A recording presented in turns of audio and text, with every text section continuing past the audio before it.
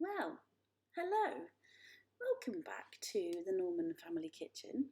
And, as I record this, it's actually 8 o'clock on Saturday morning, but I think this will be on YouTube on Tuesday, so welcome to Tuesday, or goodbye to Tuesday if you're watching it at bedtime. I hope you have a terrific Tuesday, not a terrible Tuesday. Terrific's much better. Just a bit of news for you. So it's 8 o'clock in the morning. In a minute, in a little while, I'm going to take Felicity to work. Felicity is my daughter who is nearly 19, and she's actually on a gap year at the moment. She finished her A-levels last year. She did really well, and she's off to St Andrews University in September. She starts on September the 1st, hopefully, if things have gone back to normal by then. So she's going all the way to Scotland. You have to fly to Edinburgh, and then it's about another hour and a half drive from Edinburgh to get where she's going for university. So it's a long, long way away. It's terribly exciting. And we booked her accommodation this week, so we had a look at that. We've sorted that out. So that's Saturday morning. She'll be going off to work. She works on the meat and fish counter in Waitrose. So she's very good at gutting fish, deboning lamb, things like that. That's what she's doing. So that's what we're doing today. Mr. Norman's got a day off, so he's still in bed. I can't sleep past. I'm not very good at lying in, really. So here I am. I thought I'd read you another chapter of our book, so that's a bit of interesting information about my family. Now, if you remember, Varjak Paw had been in a fight with Ginger because he'd been in Ginger's bins looking for some food. He's had another dream where he's been learning to hunt, and in the last chapter we read, Holly and Tam have rescued him, and they're going off to see now what they can find to eat. And I think they're about to tell him about these vanishings. Chapter 16.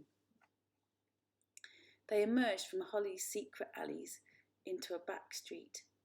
The city was louder there. Varjak could hear the shrieks and roars of those metal monsters close by. There were people too. Their long striding shadows flickered on the walls and their shoes click-clacked on the pavement. "Keep your head down," said Holly as she led the way through the black rain-soaked streets. "Don't get seen. You can't be too careful in this part of town." "This is where a lot of the vanishings happened," said Tam. That word again, vanishings. Everyone seemed to be talking about it. "What's a vanishing?" asked Varjak. "It happens all over the city," Tam whispered, "but especially here. One day a cat's there, the next they're gone, with no trace, nothing, just gone, vanished." Her brown eyes closed in dread. "Some say it's her." Varjak smiled and looked at Holly, expecting that she'd made a joke of it, but even Holly's tail swished anxiously. "The truth is, no one knows," she said, black and white fur prickling. "It's another reason why Ginger and his gang are so edgy right now. They've lost a lot of good cats. Who's next? That's the question." The question made Varjak think about home. Who'd be next for the gentleman and his cats now the elder Paw was gone? He shivered at the thought. The world he came from and this world outside was so different. The gentleman and the blues meant nothing here. The Contessa's house had no gangs or vanishings. Was he all that connected the two worlds? So who was he? And where did he belong? He couldn't go home without a dog. That much he knew. What would it take to make a new life outside? "Maybe I should be in a gang," mused Varjak. In a gang, it wouldn't matter that he wasn't a proper Mesopotamian blue or that he'd failed his family. No one would know. No one would care. He could be himself. He could be part of something. He could even have friends. "Gangs are always pushing you around, telling you what to do," said Holly. "It's nothing but, 'Yes, boss,' and this, and 'Yes, boss,' that." "My gang would be different," said Varjak. "You could do what you liked in my gang." "And who's going to be in this gang with you?" "Well, there's you two, and me. That's a start." "Sounds fun," said Tam. Holly laughed. "Do you think so?" And what about the small problem that one of our gang doesn't have a clue what he's doing? Varjak stopped and stood up straight. There were 5 of them, he protested. I don't mean that. I mean, well, everything. Everything you need to know to survive in the city. How to find food and shelter. How to stay out of trouble. I can find food. I'm a hunter. He knew she didn't believe him, but he couldn't stop now. I'm the greatest hunter in the world. The greatest hunter in the world, she scoffed. You? Pet cat Varjak? You couldn't even get your own breakfast. But Varjak wasn't listening anymore. Stung by Holly's words, he followed his senses down a turning of the street. He was going to show her. Why are you so mean to him, said Tam. It's obvious he can't hunt. But there's no need. I haven't finished yet. Hey, Varjak, come back. You're not safe on your own. Where are you going? To get my breakfast, he growled. He could hear the buzz of street lights, the roaring of dogs, the rumbling of the city that never stopped. But above all this, he could sense something else. Something close, something drawing him on. He followed it into the shadows, further from the lights. Come back here, shouted Holly. His eyes slowly adjusted to the dark. Deep down the alleyway, he glimpsed a soggy mound of paper and boxes. He could smell food, salty, fishy, oily. But that wasn't what had drawn him. His awareness started to tingle. There was something else. It was as if he was being watched, not just by Holly and Tam, but by some part of the darkness with eyes as black as shadow. He let his awareness flow out. What he sensed was odd and cold. Something not quite alive, but not quite dead either. He frowned. It felt wrong. Varjak Paw, it's dangerous down there. Come back right now. It was Holly.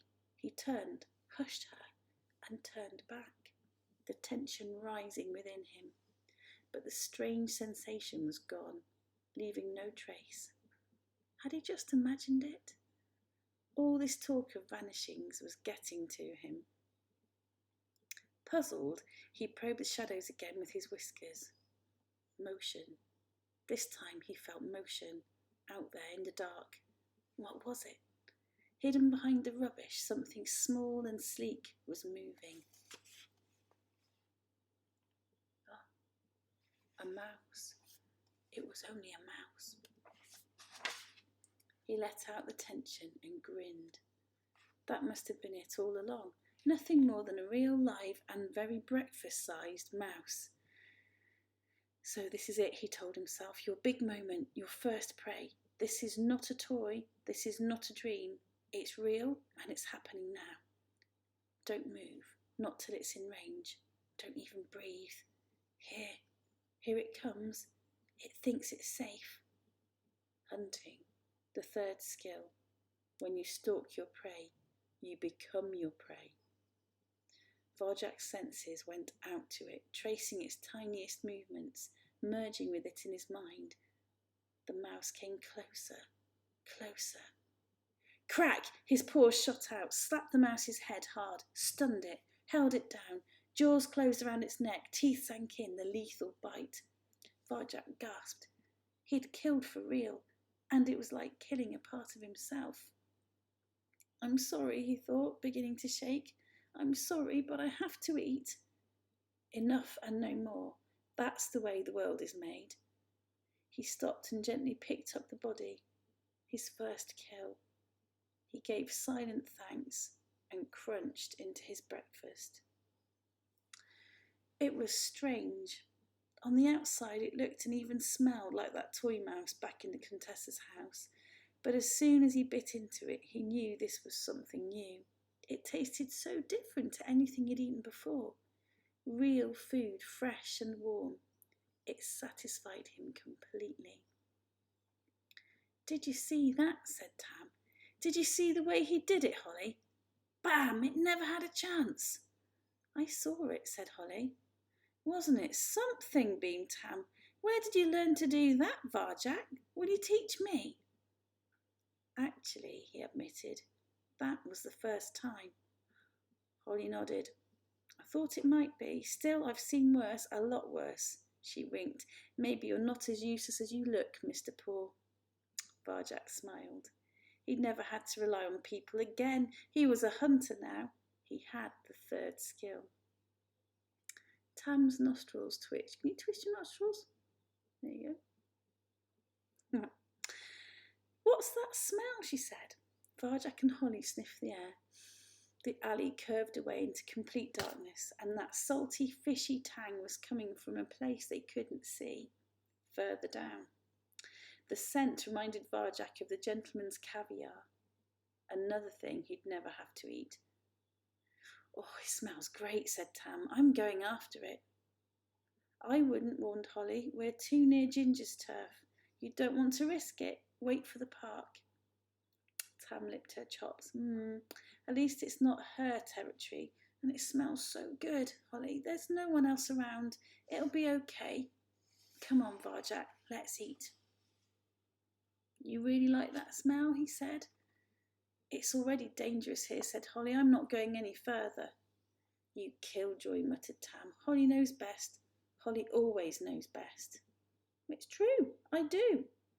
Well, I bet there's nothing to eat in the park, said Tam. So there. She was right. The park had been picked clean already. They could find no food at all. They came away hungry, except for Varjak Paw. Oh, I hope you enjoyed that episode. So Varjak's made his first kill. He really is growing up, isn't he? He's quite a wise little kitten. And in the next episode, we'll find out what happens next to these lovely cats. Feeling quite involved in their story. I wonder how Varjak's ever going to find a dog. Keep listening to find out. Well, if you're going to bed now and you've listened to this, I hope you have a big sleep and lovely dreams. If it's the morning time, I hope you have a lovely day. And whatever you do, remember, you're very precious. And so are your families. Look after each other, be good, and I will speak to you soon. Goodbye from the Norman Kitchen.